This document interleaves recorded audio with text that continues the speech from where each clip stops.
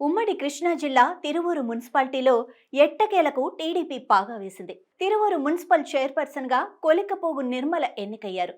మొత్తం 20 వార్డులున్న మున్సిపాలిటీలో టీడీపీ బలపరిచిన చైర్పర్సన్ అభ్యర్థికి ఎక్స్ అఫీషియో మెంబర్ అయిన ఎమ్మెల్యే కొలికపూడి శ్రీనివాసరావుతో పాటు మరో 11 మంది సభ్యులు మద్దతు నిలిచారు. టీడీపీకి మొదట్లో బలం లేకపోయినా బలవంతంగా పదవి లాక్కోవాలని ప్రయత్నించిందని, మున్సిపల్ చైర్మన్ పదవిని దక్కించుకునే బలం వైసీపీకి ఉన్నప్పటికీ కనీసం ఎన్నికకు కూడా హాజరు కాకుండా అధికార బలాన్ని ప్రయోగించి అడ్డుకున్నారని ఆ పార్టీ నేతలు విమర్శించారు.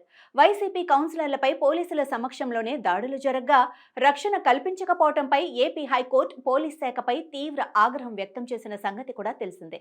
వైసీపీ కౌన్సిలర్లు హాజరు కాకపోవడంతో ఎన్నిక వాయిదా పడగా ఈ గ్యాప్ లో టీడీపీ తనదైన అధికార అస్త్రాన్ని ప్రయోగించి చిట్ట చివరికి ప్రత్యర్థి పార్టీకి చెందిన కౌన్సిలర్లలో ఎక్కువ మందిని తమ వైపు లాక్కోవడంలో సక్సెస్ అయింది.